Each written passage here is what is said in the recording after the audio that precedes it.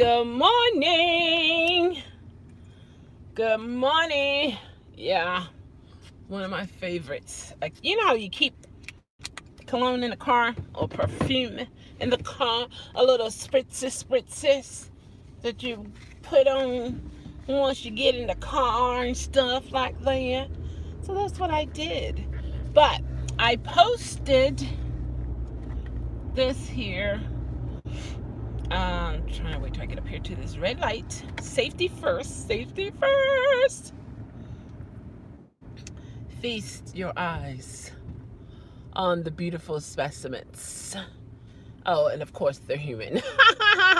I'm just saying. If that's not the cutest, can you see Reba? You see who that's from? Uber Man Tampa. I declare. This nose right here. Hey, April May, how are you? Jeremy, hey.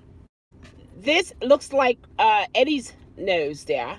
And that's Reba fighting with the blanket, it looks like. Of course, you see the model. Eddie, that is.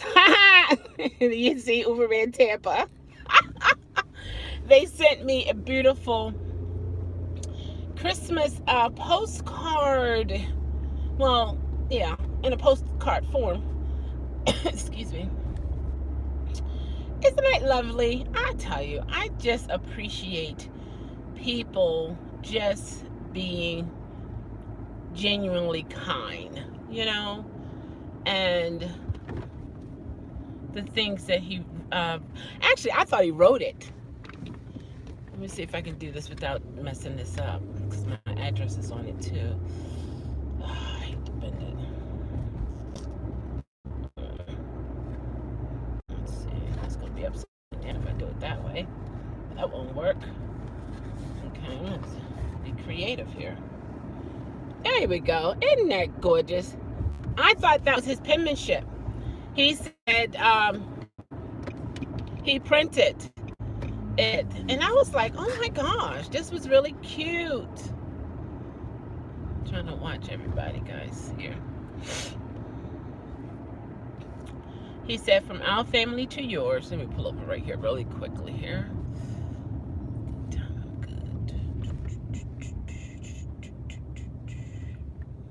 Ooh, the sun is out. Ooh, I ain't gonna stay here close and long. Bear with me. Adriana, how are you? Yeah, he is. He is. Absolutely. All right, this is what he said. I'm going to say real quickly here. That's an abandoned house with some graffiti. It says, from our family to yours, may the holidays be filled with many blessings for you! Exclamation mark. Eddie, Reba, Chris, and I have really enjoyed your videos this year. You're a sweet lady that many people look up to. Wow. You're fighting through life, yes, helps us all. Exclamation point. You're doing God's work, whether you know it or not. Love, Scott, Chris, Eddie, and Reba. Like, oh my address, but you know, it's not a perfect world. Who just gave? Okay. It's what you call that thing? Buffering? Let me get going. Oh, that was so nice. When I saw it, I was like, oh my gosh, this is what he said he was going to send me. I was so happy. I put it in the office. I was on my break when I chat, and I put it in the office. I kept it in the office with me, and it was really, really inspiring to look and to see, and you know, to read the information that was on there. It's still buffering. I don't know if you guys can even see me or hear me. So let's see what this issue is. You did, Josh. Thank you kindly. Let's see what this is doing here. Where we at? Where we at? Where we at?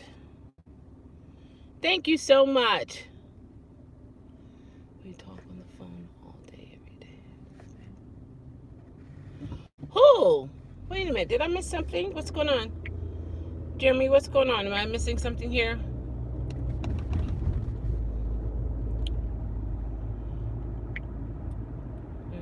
get up here to another light. It's still buffering. I don't know if you guys can see me or not. Let's see.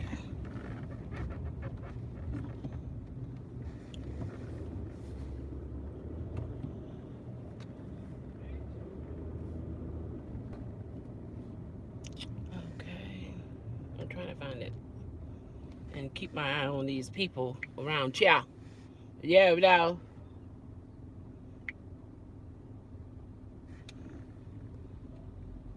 Let's go here. Hey, the Duck Jr. I may have found love. What? Wait a minute, what? Hold on. Wait a minute. He said, I declare. Alright, I'm gonna catch you guys. Bear with me here. I gotta be safe. Alright, what are we gonna do? We trying to go across the road, sir?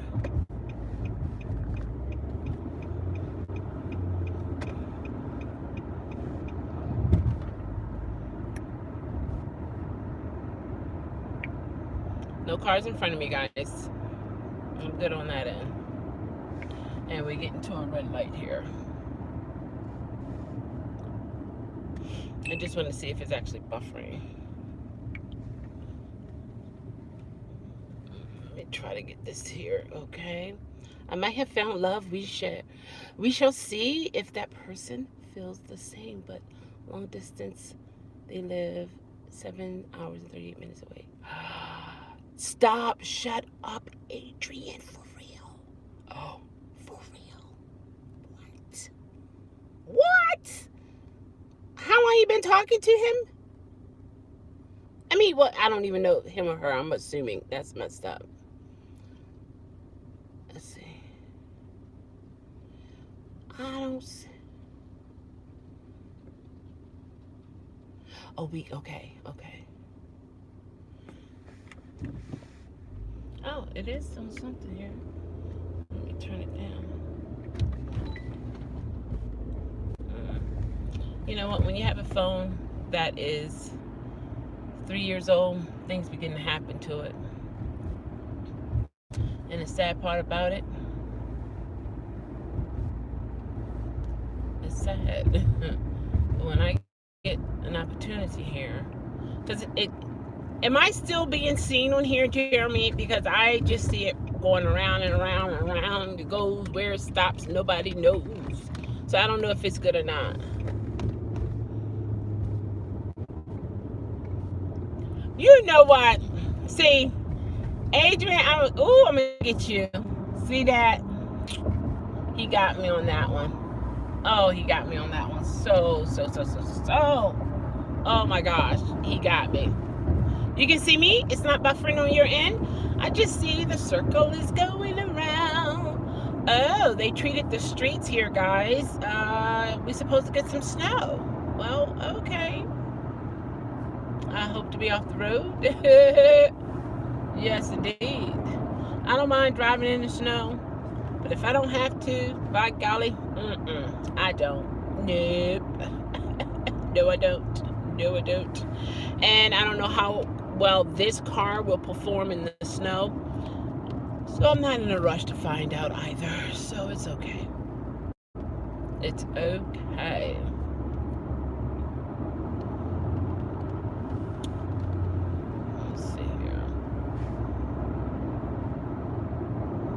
Your son just started Uber Eats? Okay. He loves it? Oh, wait a minute. He loves that. Okay. Wait till I get to this red light.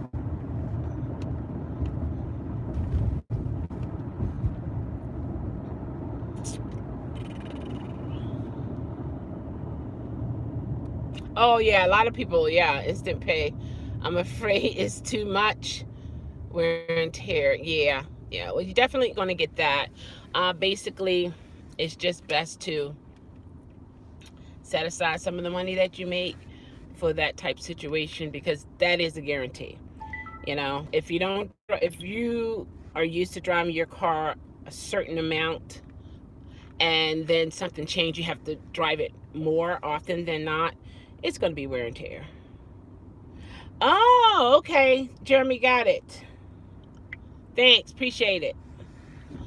He playing games. That's what Adrian doing. Got tricks up his sleeves. Buddy.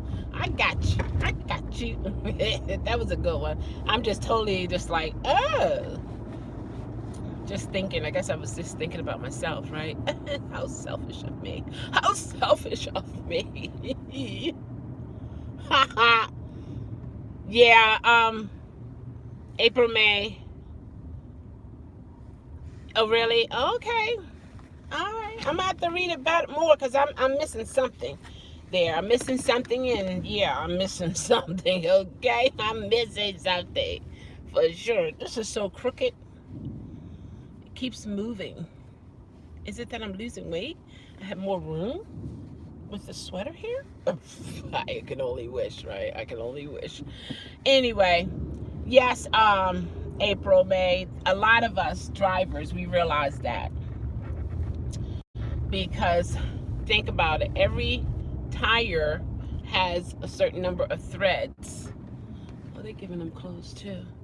This is one of the areas we come to and feed the homeless. They can stay at the blue, what is it, cold blue.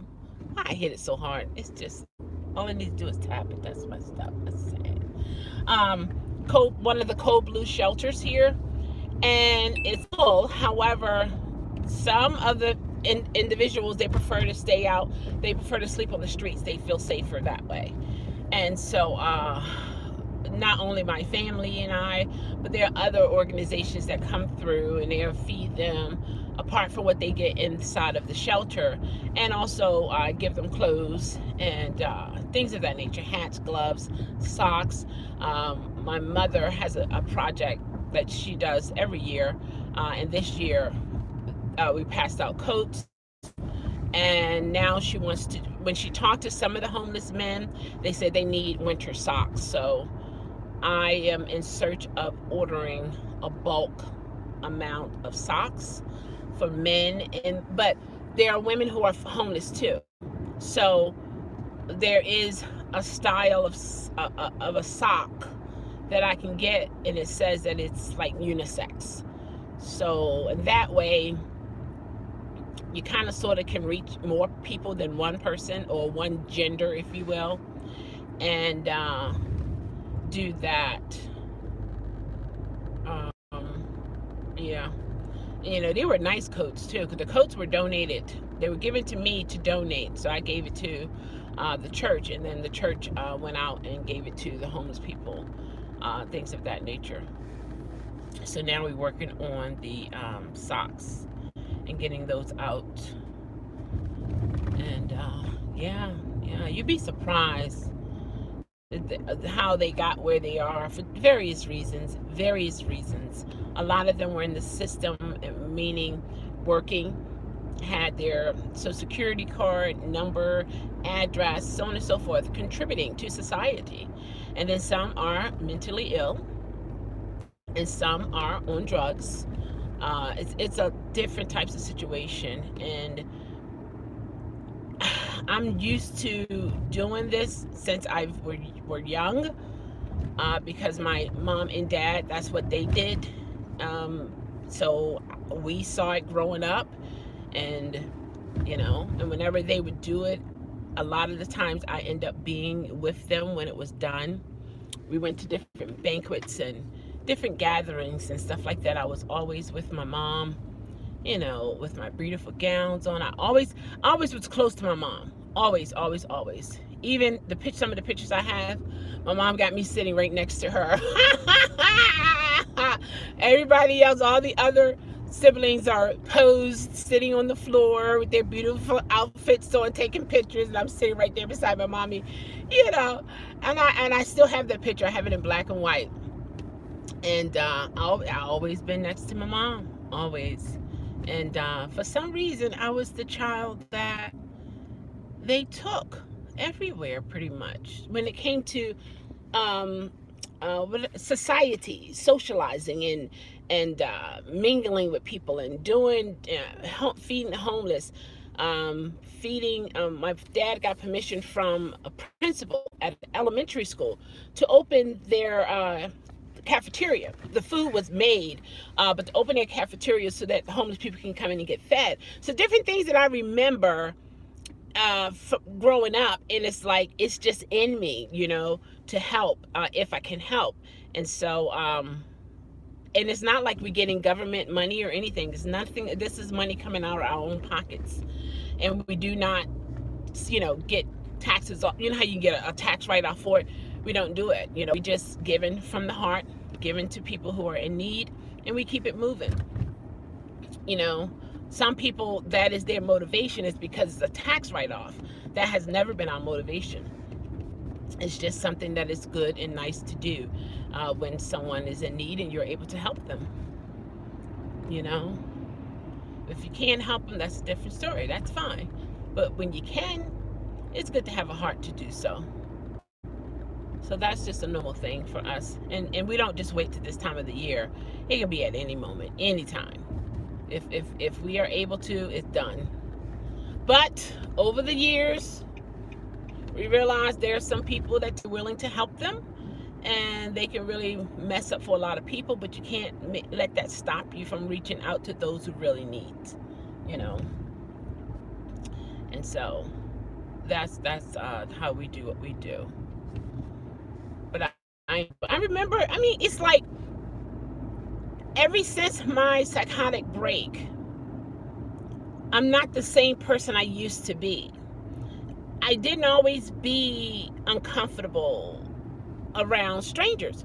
I remember hugging homeless people, talking to them, and face to face, being around them and everything, speaking in front of hundreds of people and mingling, all kinds of stuff. And it's not until I had that, my mental breakdown, that I began to experience social anxiety, depression, panic attacks. It's the panic attack that sent me into the hospital. And of course, when you go into the ER, it's normal in this society, and this happened years ago, to see an African American, female or male, living in the city. 9 out of 10, she got some bad drugs. And so they treat you a particular kind of way coming through the door, which I don't think they should, but it is what it is. So it's all good. It's not all good, but I understand. So once they did the drug test, no type of drug. Of course, they wouldn't find drugs because I didn't take drugs. I don't take drugs. Well, illegal drugs. I take, antidepressants and stuff like that kind of drugs. But there was no drugs. And so then that's when they ruled out anything else other than I had a psychotic break. And my body was out of control. I couldn't talk. All I could do was make sounds, cartoon sounds,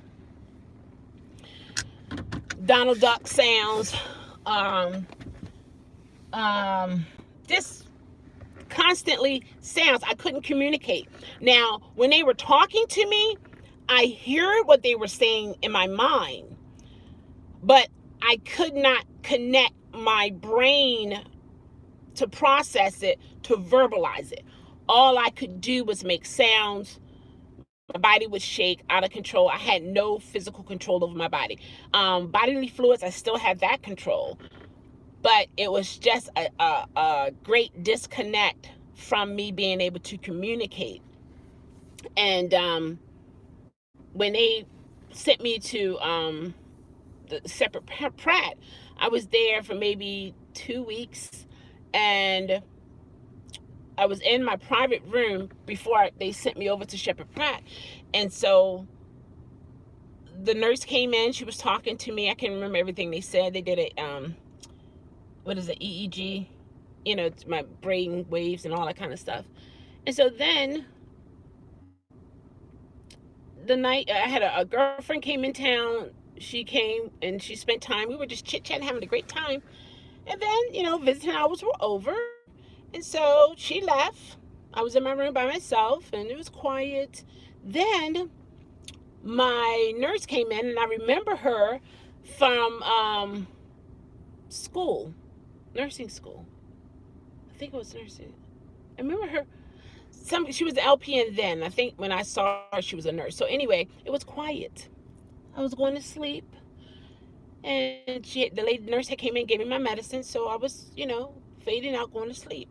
Then I saw these two men come in my room. They had all white on. Kid you not. White shirt, white pants. And they had a gurney. Okay? Stretcher, if you will. And I'm like, okay, what's going on here? One way in, one way out. Keep that in mind. I jumped out of my bed so fast, grabbed my phone. I had my phone in my bag. Grabbed my bag. I called my dad. I called family members galore. So quick, so fast. My dad was on the phone with the supervisor, wanting to know what was going on. And from what I've heard, he was going off and threatening them and all kinds of craziness.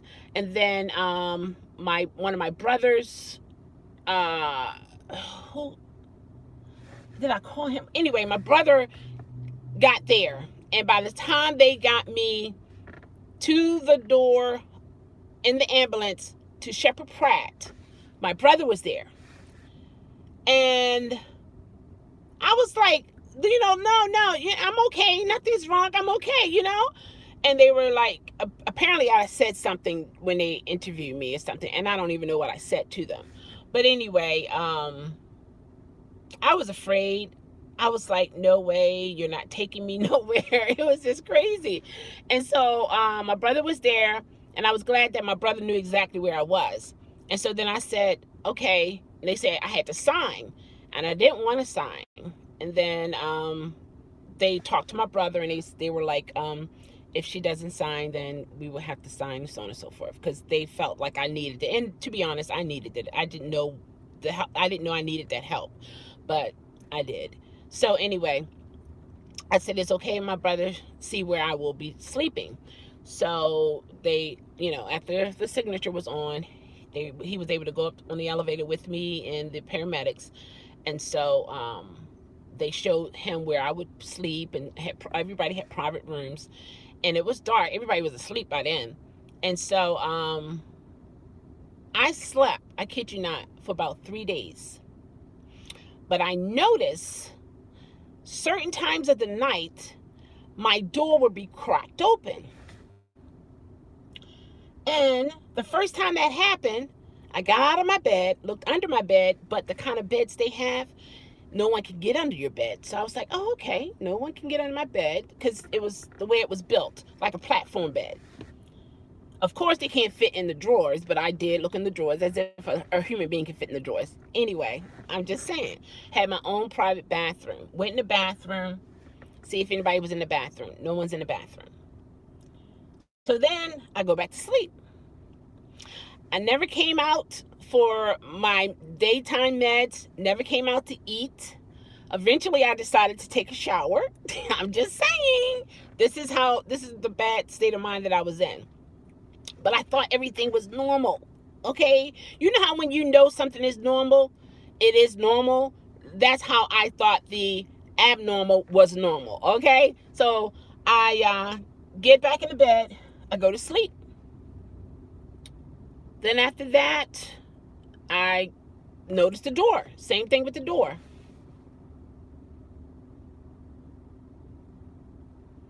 I have that ashwagandha. I have that, but I'm already on medical medication. I bought it. I have the nice size bottle of it, and you're so right about that. So right. And also chlorella as well. Yeah, and that's the sad part. It has no known side effects, so it's like, I would be the one to have a side effect. But I am on different medicines for. I have 2 anxiety medications and 1 antidepressant. However, can also the 2 anxiety also help with depression as well. But yeah, so you're absolutely right about that one. And I have the bottle. I have it. still sealed. I ordered it from Amazon. And so then it happened again. The door, you know, and I'm like, is somebody trying to come in here and mess with me? And I'm just, checking myself, see if I was raped or something. Because I could not understand why they kept cracking that door. So then I said, I'm going to stay up. I stayed up as long as I could. Fell off to sleep. I was mentally drained, just mentally drained that I had to sleep. My body was just all the shaking and the blur noise and the quack noise and it was crazy. I was out of control. I looked like this. This was moving out of control. I had no way of controlling what was coming out of my mouth. I had no way of controlling my body. But yet I knew what my body was going through. You understand what I'm saying? Whew. And so, and my mom, she was there praying and right there at my side. Family members came right there at my side and things of that nature. And then I decided to come out my room. And I just peeped because I heard people in the hallway talking. I'm like, what's going on out there, right? They're coming to get me, right? So I peek and I go out there and the patients are lined up.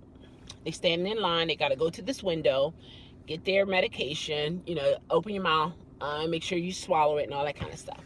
So then I stood in line, had the same clothes on that I had when I first came there. Hey, Josh. And so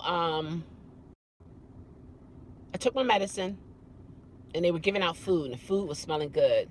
Hey there, Twitter, Raven, Bonnet, how are you? How are you doing? I don't know why this is buffering, guys, but it's buffering. But anyway, so I came out and it was like, because this was more of a private place. And so it was different people there. I met this one lady. She worked at the Baltimore City Correction Center. And so she was working one day. They were short-staffed. She was a short, petite lady. And they sent her on this, I think she said it's a tier. And these are rough criminals here. And apparently it was a certain cocktail they call it. And what was in the cocktail was urine, stool that has been just sitting or whatever bodily fluid they could put in this cocktail, they had it contained to the point when she came up on the tier, they threw it on her and it got in her face, just so much on, and she just mentally just exit. She just went zappo, gone, done. So then that's why she was there. And she was black. Her husband was white. Her husband would come and visit her, and he told her she'll never go back there again, and so on and so forth. And I think they were planning on suing. I don't remember everything clearly because I was in a different state of mind, but I remember some things in hindsight. So then, so we decided, we talked, and there was some other people there. It was maybe like she and I were the only black people there, and we were the females. Everybody else were Caucasian, or European. And man, it was maybe 10 of us all together. Maybe it wasn't 20. It was a small amount. And so we had our television room, and then we had our area where we would eat. So then, where's the way he's going here? Okay, that's a different one. So then I decided to mingle a little bit. I was getting more relaxed. I'm like, I'm around my people. It was people came and hugged me. We were just talking. It was no racism, no nothing. It was like we were all one body. It was, you didn't feel nothing. You know what I mean? And so we would all sit together. We would eat and say, you want this? Because I don't want it. And we would share food and stuff like that. And so then we would go into the television room, and they would control what we watched because they didn't want us to see anything that would trigger us and so on and so forth. And then after that, it's time for medicine. We had one guy that all of us kind of sort of felt sorry for him because he was bipolar schizophrenic. And the only way they could control him is by giving him this particular medication that would actually twist his body around. Like, for what he's like this, but normal, that's just one of the side effects. And when he take it, he'll tell us, guys, I gotta go. I don't want y'all to see me this way. And we were like, what is he talking about? This is the first time I met him. I said, and I was talking to the lady. I said, what did he mean? She was there before me. So she was like, it's the medication, the side effects of his medication. And I said, oh, wow. So then we walked him out of the television room, walked him halfway to his room. And so as we were walking, his body was beginning to turn. And his legs are going this way, something that you would see on a horror movie or something. And his body was beginning, out of his control, beginning to turn completely around. And so he said, guys, I don't want you to see me this way. So we respected that. So we backed off. He went in his room and he laid down for a while, and it passes. And then maybe 2 or 3 hours later, he'll come back out to the television room and so on and so forth. But I met some awesome people there. Some awesome people. And when I left, I cried, guys, because I had to leave this the psychiatric ward. I was like, I said, oh my God, I don't want to go. And I was giving my food away. You have this, you can have this, you can have that. And everybody hugged, and they were like, we don't want you to go. And I was like, I know, I don't want to go either, but it's time for me to go. My mom, my brother was there. They were waiting at the door for me to come, letting me do my goodbyes and stuff like that, because it was a lockdown unit. So then I said my goodbyes, never seen them ever again. But that was a moment that was, wow. I'm just thinking about that. Man. Yeah, that was some real, people are going through it, guys. Just know that. People can look as what we call normal, but there are some things going on up here that some of us can't even control, and we do need medication. We do need help. I just didn't think I was that person. Okay? I just didn't think it was me. But it was. So it's all good. It's all good. I'm doing well. And so then I tried to commit suicide years later, and they sent me to another psychiatric ward. This wasn't as fancy as the other one. And so yeah, that was crazy. They got me though, because see, the doctor came in. Hey, top speed. Excuse me. The doctor came in, and I was asleep. Here you go, asleep again, asleep. And when I woke up, he's sitting right next to my bed, kneeled down like this. As soon as I opened my eyes, I'm like this. I'm like, good morning. Like, who are you? What are you doing here? Like, what's going on? So he's like, good morning. I'm Dr. So-and-so. I said, okay. And it's still in the back of my mind. Oh, okay. So then he said, got close and whispered, hey, Godani, how are you? He said, what if I have a pill that you can take and you can just leave all your worries alone? Like, they will be all gone. You don't have to worry about nothing else. My eyes got so big, I feel like they got big. And I said, and he said, would you want it? I was like, yes. Why did I say yes? I mean, that's how I felt at the time. That's, I was being honest. So then he said, okay, I'll be right back. I said, okay. So I'm in my bed, just waiting for the medicine to come so that it would kill me. So then I hear this weird wheel, like noise coming closer and closer to my room. And I'm like, okay, and maybe they're passing somebody through, the hallways or whatever. So then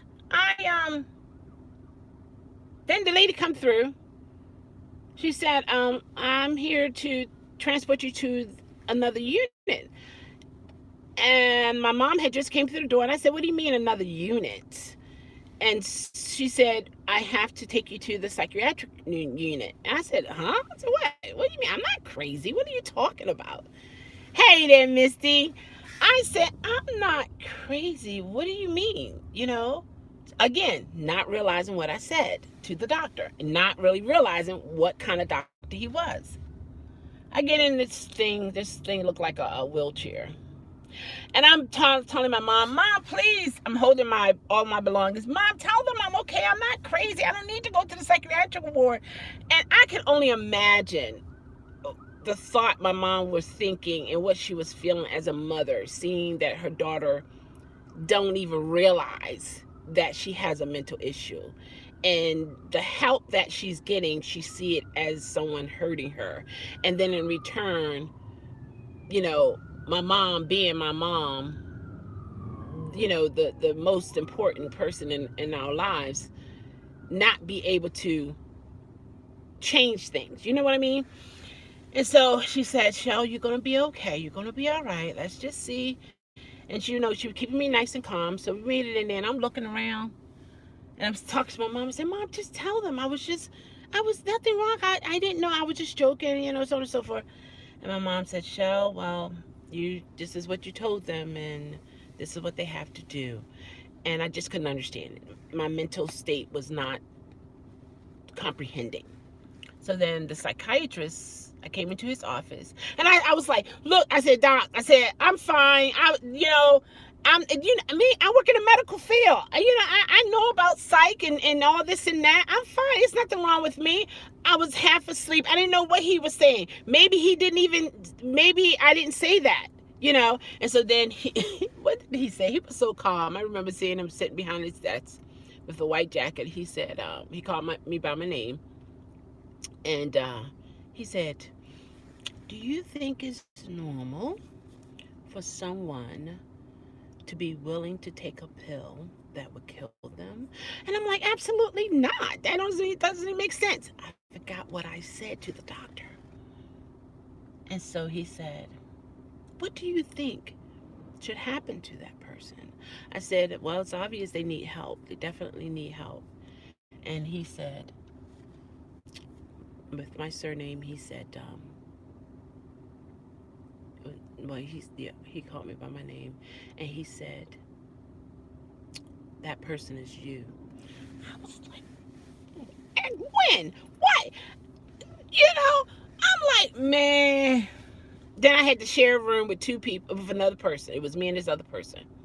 Everybody got problems. I was depressed and suicidal. Other people were manic depressive, manic, schizophrenia, bipolar. I mean, all this, a lot of things, to the point they can hurt you. And so then I'm in my room. I'm in the bed by the window. And I'm thinking, noticing every time I wake up, the curtain is half pulled. I know when I go to sleep, I'm like, I don't want to wake up and see your face. So I pulled my curtain, okay? And then when I wake up, the curtain is pulled. And I can see the person in the bed. That person can see me. And so once I begin to feel a little better,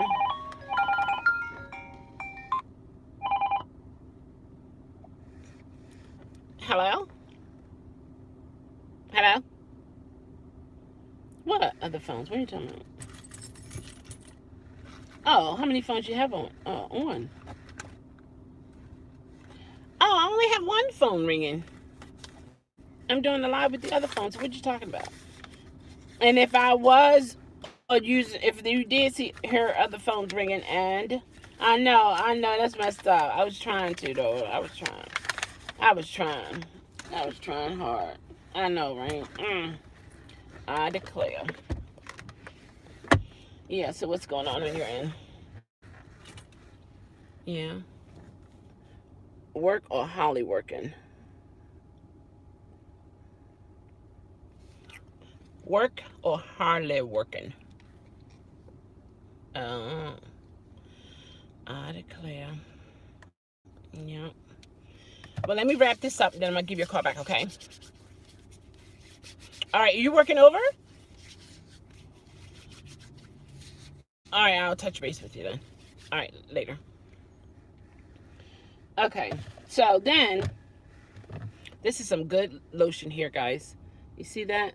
It's expensive, but it's some good stuff. It's the type of lotion that takes care of the situation. You know how you can buy some lotion and you have to add again and again and again. This one application, you good to go. Can you see that? L apostrophe zero, I mean O CCITANE. Yeah, it's really good. It smells good too. But anyway, so I had to spend time there, got out of there. Then I took a break from trying to hurt myself. I was on a, oh my gosh, you're talking about medication. But this is what I found out. They have to um, put you on different medications because they need to find which one will work for you. I was on Thorazine. I was on, oh my gosh, I was on so many medications. When I began to get a clear mind, I read up on it and stuff like that, and I'm like, that's not me. I don't do this and that. It was kind of difficult to accept that I had issues, but as time went on and I had to see my psychiatrist, they began to wean me from that type medication to another. I was emotionless. I was just, I wouldn't smile. My human part of me, the emotional part, was gone.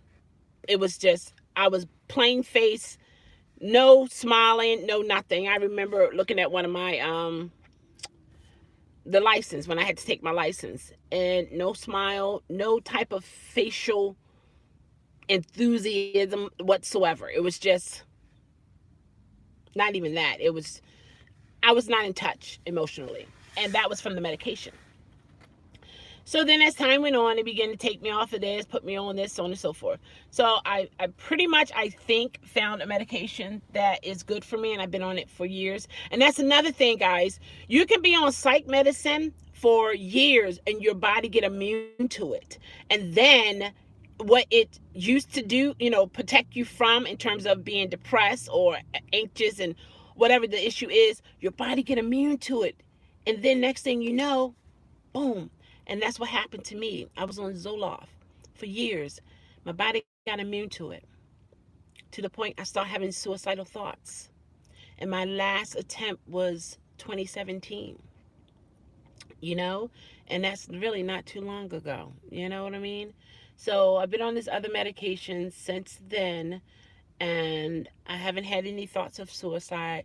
My frame of mind now is when I am faced with great difficulties financially or just making a decision or issues. If something happens, I usually will just give up and just want to just exit. However, I believe God showed me my pattern to see when you get to this point, this is how you react. When you get to this point, you know what I mean? So I begin to notice my pattern. And once I begin to see what my pattern was, and I realized it was not something that's good for me, I decided to fight through that moment. I haven't always been able to fight through it when I was building myself to fight through it. However, as of today, I've had financial issues. I had mental confusion and so on and so forth. I did not even think to try to take my life or anyone else's life. And I'm grateful for that. Like with this job that I trained for 2 years ago, I wouldn't have been able to do it. What? Forget that. What? Where's the nearest bridge? I'm done. No. But I was tired of not being successful facing life situations, you know. So it's like, if you're going to live here, you have to be prepared to go through what people go through in this imperfect area. So I had some soul searching to do, mental searching. I'm so grateful for my family. Oh my gosh, I'm grateful for people who believe in prayer, who pray for strangers far and near, and so on and so forth. I'm a living witness from being at a job making $25 an hour, running a lab, working in the ER. I mean, really had a nice history working in the medical field, to being in psychiatric wards on medication. Jeremy, oh my gosh, stop it. Oh, thank you so much. Oh my gosh, you guys are too much. Thank you, thank you. See that? Mm-hmm. So, to where I am today, and it's like I'm living a new life, a better life. And the song that I sing, Love Yourself, Know Yourself, Be Yourself, Change Yourself to Improve Yourself, that was birth out. Top speed, you guys, stop it, stop it. That song was birthed out of what I have gone through in life from this point up to this point. And through that journey of trials and tribulations, hardship, mental confusion, things things that I was going through, no one could help me with because it was in me. I had my battles going on within me. Uh, I've learned that it's so important to love yourself, because if you love yourself, there are certain things that you won't do to yourself, such as try to take your life, for one. Okay. um then to be yourself, be okay with who you are. Of course, change yourself, change what you can, what you can't, you can't. Just be okay with yourself, you know and you change yourself to improve. Don't change to be the opposite of improvement. You know what I mean? So that's the journey that I'm on. And I want to forever be on that journey, because it's only going to make me a better person. Because I remember the pattern that I would constantly walk in. You came a long way. I'm glad you're doing better. Yes, let me tell you, April. Yes, yes, yes. Yeah. Melissa said donate to the donate to Melissa Foundation. I declare. Let's see. Condensation must have gotten into my engine. Somehow my Prius, it was in 40s this morning. It had bad knocking. Really? So what did you do? Yeah, yeah. Every penny does count. Yes, indeed. Oh my gosh. Every penny counts. What I make minus expensive equals zero. Oh wow.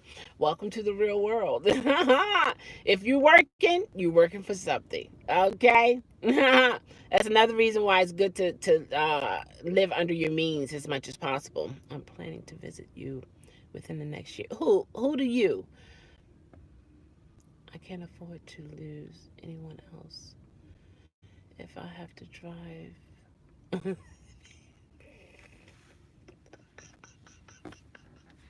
You know what, Tony?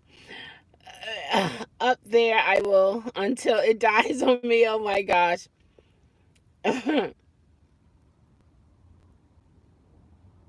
Yeah, right, Melissa. Okay. Yeah, that's what I'm talking about, Donnie. I'm just sharing uh, different things I've gone through in life. Great. Thank you, Jeremy. Thank you so much.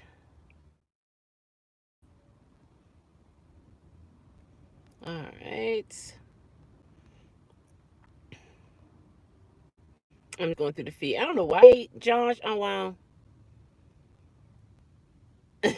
More disturbing than the day at the park. Okay. It's all natural. Right, right, right.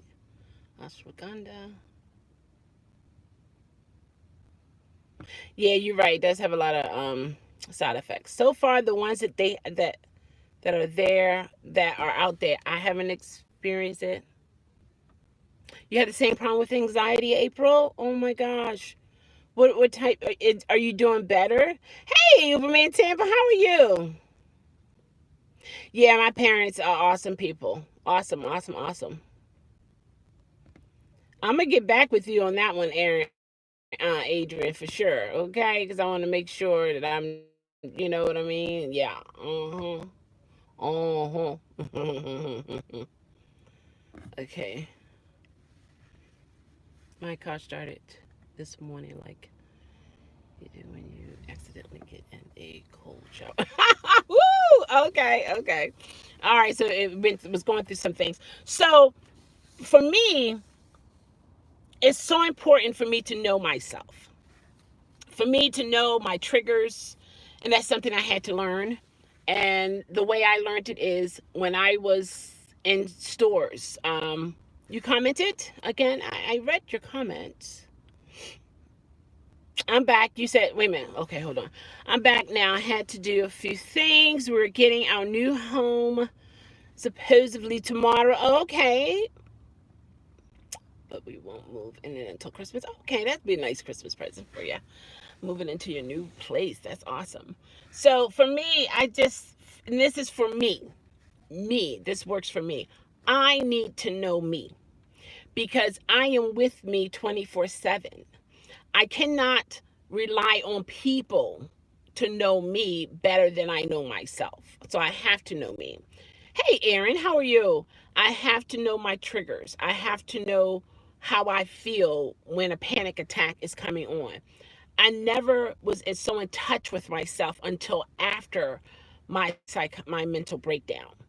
Um, that I know how I feel. I know my triggers. I know, you know, if I'm beginning to get to a point where my body is about to get out of control. So these things I had to learn. No, I don't tell everybody because there's some people that act like they're your friends and you tell them what your triggers are, they can put you in a situation where those triggers are to cause you to become ill, and then you're back in the hospital, or you done hurt somebody and become what is it, homicidal or something like that, you know. And it's like I don't share all of those details with people, with just anybody. It's just a small circle that knows. So if I'm with them, they know the possibilities and they know what to do if something happens. But I would not feel comfortable being around a stranger who don't know what I might be going through, because the way my body react when my body was out of control, the average person would probably think I'm on drugs, because the way, because in terms of the verbal noises, me not having control over what I'm saying, I didn't use profanity or anything of that nature. It was more of cartoon sounds and bubbling like constantly like that, out of con when I say out of control, 20, no break, no drinking, no water, none of that, constantly like your heart pumps. That's what I was going through with me making mouth sounds, all kinds of mouth sounds. Could not talk to the doctor, could not. It was just a big mess, a big mess. Okay, let's see here.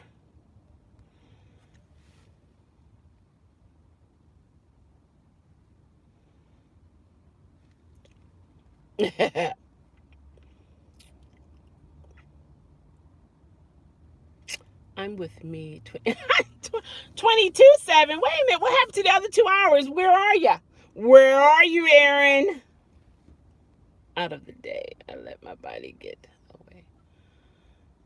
Oh, really? Okay, okay. But see, for me, even my sleep, I always had racing thoughts. My mind would be going.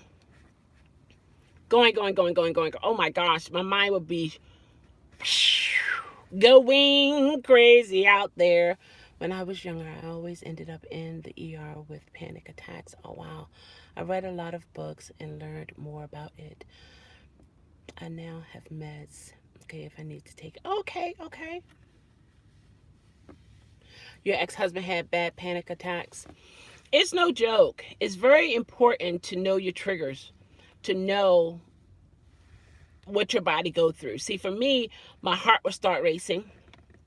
I would break out in a sweat. I would feel like I'm about to just faint, just faint. And if I was to not faint, then that's when my body will go through shaking. It's going to end up doing something based upon my past experience, and but I just don't know what it would end up being. That's the scary part. I just don't know what it will end up, what what my body would end up doing, but I know it will be out of control. It's not fun at all. It's not. And I think it's very important to be around people who truly love you and know you, so that, there'll be more of a help than not. He literally, oh, he wasn't able to see? Wow. Yeah, yeah. Yeah. That's rough right there, Melissa, for sure. Just going to be a 20-hour live. How do you have to go to church? I have to go to church. It won't be a 20-hour. When I do my live stream, I don't set a time. If I have the time and, I got something to talk about, I just go with it. It is what it is. What can I say?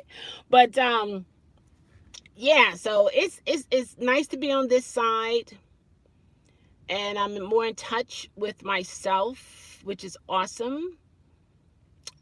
But to that anxiety thing, that stuff that can stop you from doing a lot of things. And also, I noticed, and I was a good reader. When I was in college, 4.0, there are some times when I read, I'm like, what are you saying? Like, what? And then there are moments when I'm not comprehending what a person is saying. It's like all I hear is blah blah blah blah blah blah blah blah blah in here, but they're speaking, words. And it doesn't happen all the time. It's sometimes. And I'm just like, no clue. And if I was to repeat what they said in terms of comprehending what they said, understanding what they said, no, that's not what I'm saying. I'm like, I don't know what I'm hearing here, because this is what I thought you said. And it can be frustrating. And some people might think you're illiterate or stupid, dumb, and it's not that. I don't know why it happened. I don't know if it's the side effects of the medication I'm on, but I never had that problem before, So it's like, it's something that I'm living with. I have to deal with it. So I don't get embarrassed by it, and I don't allow people to embarrass me, because it's something that I can't control. I don't know what's going on, It's not like I had a stroke or anything of that nature, and it just happens at snippet times. Just, once in a while it happens, and I'm like, okay. And so I just laugh at myself about it, and I move forward, But I notice it, even sometimes when I'm reading the live, and I'm like, what in the world? What am I saying right here now? What am I reading? What am I seeing? And no, I don't need glasses. I don't wear glasses. I like glasses, but I don't need the glasses. I have nothing against people wearing glasses. No, I don't have anything. Mm-mm. I don't have anything. Sorry. Gotta be careful these days. Sometimes people in this situation, they're trying to get your attention, right? And you say hi or something, and then they want to ask for something, and that situation don't feel right to me right there. And the other time, I'm like grabbing and giving, but something about that situation right there. It's sad, but yeah. Oh, also, I probably do a separate video on this, because I've been on here. I don't even know how long I've been on here. It's not even out yet. Okay. So it's one of those things, guys, in life. You're going to go through some things. And that was one of my main issues. So I was like, if I'm going to go through things, then I don't want to be here. Let's go. I want to exit this. However, I'm here to stay until it's time for me to go, but I'm not going to force it. Granted, yes, I can stand to lose weight. Who can't? But it's not about no one else, it's about me. I can stand to lose weight. I understand that. However, I am grateful that a person my size, I don't have high cholesterol, I don't have a high blood pressure nor diabetes. And I'm grateful for that. My cholesterol was a little high. It was some time ago though, but now it's down. So I'm grateful for that. And so that's a good thing. Um, but yeah, I do. I want to lose a little bit more weight, and that's going to happen in time. I can't stress out about it because when I stress out about it, you know what's going to happen? I'm going to crave the carbs, and I'm going to eat the carbs. Yes, I am. I'm going to eat it because I'm stressing, and that's another thing I learned about myself. When I'm stressing, I want carbs, chips, bread, cake, pies, sugar, carbs. I want carbs. I just want carbs. That's it. And I didn't realize that until I began to get really in tune with myself. And a lot of times now when I feel a particular kind of way, I ask myself, so why are you feeling this way? You know? Sometimes it's okay to talk to yourself. And then I talk back to myself and I say, well, I'm feeling this way because of this. Janine! Oh my gosh, how are you? I know. A pasta. Mm-mm-mm. Fettuccine Alfredo. And then shrimp and chicken. Pizza. Oh my gosh. Lasagna. Really homemade Italian meatballs and spaghetti. Oh my gosh. Oh my gosh. Mm-mm-mm. So sad. I know, right? Uber and Tampa. I know. And as I say it, the words, I see it. I see the square lasagna about that thick. I know. Oh my gosh. As soon as you go off a diet, yeah, it comes back even more. Even more. So it's like you're either going to do it, and I don't want to say don't because it is good. So just trim it down here and there. How are you, Janine? How's it going? Oh my, I'm right here at Taco Bell. I'm thinking about the chicken quesadillas. You're in your new place? I know that's right. Yes. Oh my gosh, things are moving up. Okay. All right. I'm gonna mail you the wrapper from the. Ah!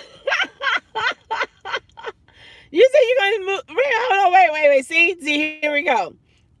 I'm gonna mail you the wrapper from the sub sandwich I'm about to get with what is it? The smell of the mayo, the juices from the meat, the oh my gosh, the onions, the fried onions. Oh, I declare. On the 20th, you move in? Awesome. Oh, wow. Yeah. I like a nice juicy sub. If I'm gonna have the sub roll, I don't want the bread to be dry. I want it to be soft and I want it to be juicy. Like when I you, oh my gosh, a little dripping. Yes, indeed. What a diet? Oh, wait a minute. That's all y'all need on a diet. Scratch and sniff. Oh my gosh.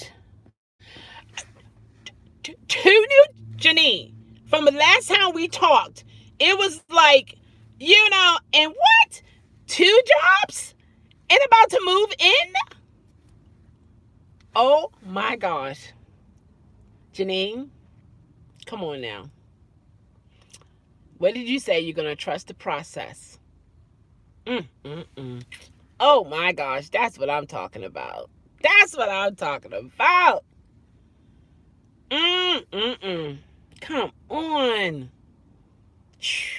Boy, oh boy. Wow. That was like what?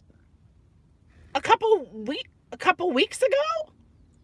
You know what I mean? And all of that turned around, new place, 2 new jobs. Come on now.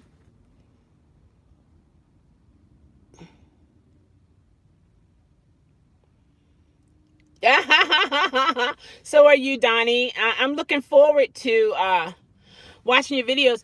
I recently saw some of your videos. Very creative. I was watching your other ones, but in the beginning when you started, it was more the car of vlogging, and so then when I checked it recently, it was like animation, and I was like, oh, that's a nice little twist there. It's pretty neat. So yeah, I'm congratulating you already on 1000K, because you're definitely been moving forward on your numbers going up, and yeah, we're going to be able to welcome you to the 1K club. I'm just saying. I'm just saying. And you're not going to stay there. You're going to continue to soar. Just keep it moving. And just also realize those who are with you in your beginning is no guarantee that they're going to be with you as you move forward. The one thing that will be constant, and that is you. So continue to be who you are, improve along the way, learn, and so on and so forth. But just have that insight, just you're going that way. You're going that way. And I also tell people, don't compare your channel with anyone else, because you are the original. There should not be no one else like you. You may have the same type topics, however, your spin on it is different from another. You understand what I'm saying? A week ago, wow. Yeah, Jeremy, oh my gosh. I'm not going to share. I leave that up to her, but yeah. Whoo, talking about new day. This is a new day. You see, that's another thing I realized too. It's so important for you to fight and to move forward. It's so important for you not to, in the moment of distress, in the moment of your darkness, to allow that moment to be your destination, to be your end, to be your last. No, fight through it. Do whatever you can humanly possible, within the laws, of course, humanly possible, to fight through, because you know what? You want to fight to live to see another day. Why? Because that next day might not be nothing like yesterday. Nothing like yesterday. So if you allow your present situation to stop you from moving into your future, you will never know what's next in your life. Even though sometimes in this life, it's like one bad thing after the other, after the other, after the other, after the other, to the point you don't want to say, oh my gosh, what's next? You don't even want to think of the word. However, I've learned through my trials, tribulations, tests, experience in life, I have become stronger only because I fought. Only because I fought to push forward. Only because I wanted to push forward. And those moments when I did not, I tried to get out and exit. But I'm still here for a reason. So, and my mindset is, I know that's right. Yes, tear that floor up. Yes, indeed. my decision, what my option is to fight. Period. I have no other. You know how you say option one, option two, option. I only have one option here in this life, and that is to fight. To never give up on me. Never. Always, always, always, always, always have hope and a desire to see things get better. Period. I know. Thank you so much for those comments. I'm always going in a different direction a little bit. Something different. Being myself. That is the best thing of all. Come on, man. I know you hate that. Who would hate that? I know you hate it. Who would hate that? Oh my gosh. When I first came on, to your channel and said, "Come on, man," after everything I said. Oh, yeah, okay. And it was making me crazy. Thank you so much. Yeah, I know. You came, to be honest with you, Donnie, when you came on the YouTube scene with the "Come on, man," it just, Dr. Runner say it, I'll say it. I mean, people, Uber and Tampa would say it. People would say it because it was refreshing. It was different. And so there, I don't remember no one else saying it until you came on the scene. So you started something. You started a trend there, and people do say it. So it's all good in my book. Hey, Quaker, how are you? How's it going? I'm going to try to get your purse on Tuesday. Okay. Are you working? Actually, Tuesday I'm off unless they want me to come in because it's peak time. So sometime it's mandatory that I got to come in on my off day. But yeah, what time? Because I don't want to have to text you. You can text me. I'll have it on mute, but you can text me. Yeah. Yeah, you can text me. Well, basically, my colors are, I mean, I even like the color that you had. I like bright colors. You never go wrong with that. Even if it's yellow. I like bright colors. I just realized what sunlight was. I hadn't seen it. Doing a lot of Christmas stuff. Okay. Welcome to the Sunlight Day. Oh my gosh, Janine, that's awesome. That's awesome. And then you'll come up with your channel next. That's right. Uh-huh. I know that's right. That is so awesome. I'm so happy to hear the good news, Janine. My prayers have been and will always be with you. And I know you've been praying and others, you know what I mean? And so, and you choose to, you didn't, when we were taught, your thought was never as to what, I don't know what I'm going to do, or this is it for me. It was the way we were taught, the way you were talking was you were planning on things to get better. And I think that's very important. Oh, you're eating some Taco Bell. I'm at Taco Bell. See that? Yeah, I think I'm going to get a chicken quesadillas. I think it's what I'm going to get. I need to get to the church too, though, too. Yeah, oh my gosh, and another thing, guys. Why I get a citation saying that I was doing 68 and a 50 or 54 speed zone in Prince George's County on the 28th. I wasn't in Prince George's County. Neither was my car, and I would not drive that much more over the speed limit. And they sent me the picture. You know how they give you the caption? The tag number looks like my tag number, but that tag number is on a different make and model and different color, and it's a car, not an SUV. So instead of me paying the $40, I'm gonna, I have to go to court, and that's like an hour away from me. So I'm hoping, maybe I can do a live as I go down and come back, and just make fun a good trip out of it. You know what I mean? I was thinking about maybe taking an Uber there and back, and but they don't need to see the car though. All I need to do is I'm thinking I just need to bring my registration, title. I think that's all I need. They don't need a picture of the car. Yeah. So guys, be careful. If you get a citation and that wasn't you, fight it. I know sometimes it's hard to get the day off to fight it. I know. I got it. I understand. And that's what I'm gonna have to face is I don't know what day it's gonna be, and I know it's gonna be the daytime, and I'm working in the daytime. So yeah. Michelle, it sounds like somebody's. No, my tags are still on my car.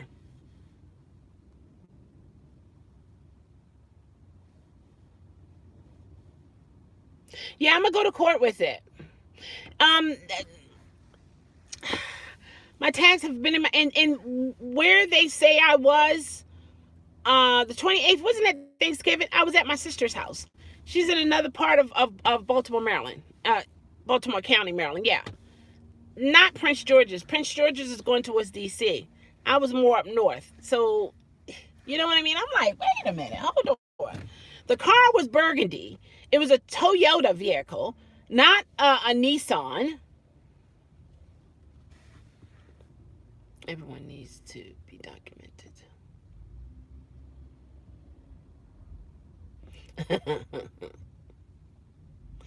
Everything needs to be documented. I'm thinking I need my registration. And technically, that's really all I need, because that will give you the description of the make and model, the tag number, and the color. Who you gonna call Tinkerbell for who, Quaker? Yeah, that's what I'm thinking. That's all I need is that. So I'm just like, hey, I'm not. And I was about to write the check. I actually wrote the check. And I was like, wait a minute, hold on. Prince George's County? When? Why? How? For what? No. And then when I went online, you can see it better. You can see the color come out more better, as well as the you can see that it's a car. It's a citation. Going, I think, what did he say? It was a 50, according to the paperwork. 50 zone. I was going 68. That's not how I drive anyway. So, no. So, and then I was like, if I pay it, then the person who was speeding, they just going to probably continue doing what they doing, or, you know what I mean? But my tags haven't been removed. One, I wasn't, no, it was sent to my home. It was mailed to me about the citation. And I was at my sister's house. And when I left, I had tags on the car, you know? If I didn't, I would have been stopped by a county, the state trooper or something. And that didn't happen. And I have both tags on my vehicle. So it's just one of those situations that I have to face. I have to face it. I have to take the trip. I can't look at it as, oh my gosh, I gotta go all the way down here. Maybe I should just pay the $40. But it's not. I could pay the $40, thank God. But it's the principle of the thing. You are accusing me of something that I did not do, have no clue. So something's wrong. So what I may end up doing is getting my tags changed. It does sound like a clerical error, because the way it looks on the end, it could have been that last number on my vehicle, but it could be something else. But they just assume, okay, that's what it is. And me personally, I didn't think that my tag number is, well, I guess it is, because that's what they put in the system, and that's what came up to associate that tag number to my car. So my tag is for this vehicle. There's no other tags out there. That's what I'm trying to say. There's no other tags out there with the same tag number. So it is definitely a clerical error, and I can't let it pass. I gotta do it, and I'm going to do it, and I'm gonna have fun with it too. I'm gonna have fun with it. I'm not one to be in court, but I'll be in court, and yeah, I'll be there, because it is what it is. I gotta mail it off too, so I'm gonna do that. Prince George's County, Maryland, automated enforcement program. Not today. I truly work hard for my money. Oh yeah, I do, and I don't have time for the nonsense. If I'm gonna pay, let me pay because I did something. But if I didn't, why am I spending $40? No, I'm not going to do it. To get an Uber to take me there and back, I don't know how much that will cost, because that will help with the driving part of it, and I won't have to deal with the traffic. But there is a driver who lives in D.C., but she will have to come here and then go back and then come back.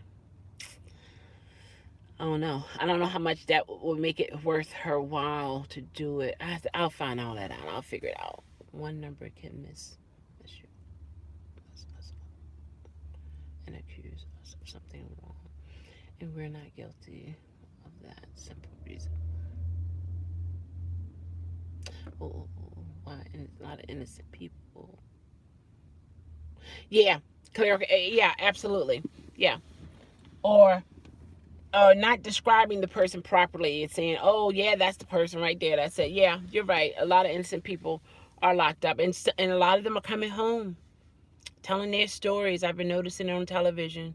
Some did 16 years, 20 something years, innocent, and because they didn't have the proper technique or test back then during that time, but now that we're more advanced, they can test things and okay, nope, that wasn't the person. But how do you can't, you're definitely not going to be the exact same person. That's just, you're not. You're going to be a new person. And the people who are welcoming you home have to learn that new person that you have become, you know, because their last memory is what you were or how you were. But there's a lot of things that has happened to you in your life for those 16 years being locked up that they don't know about, and it end up making you be a particular kind of person. So now those who knew you have to learn the new you, you know. So that's how that goes. But let me get on up the road here, well, in this case around the corner, and let me get my chicken quesadillas. But I enjoy talking to you guys as always. um and if I have to leave something here on earth, that will be to fight, push forward no matter what. As long as you have breath in your body, fight, because tomorrow can be better than your today. So love yourself, know yourself, be yourself, and change yourself to improve. No, that way. Yourself. I'm pointing to myself too. All right, Jeremy, thank you so much. And to you. All right, now, MOU.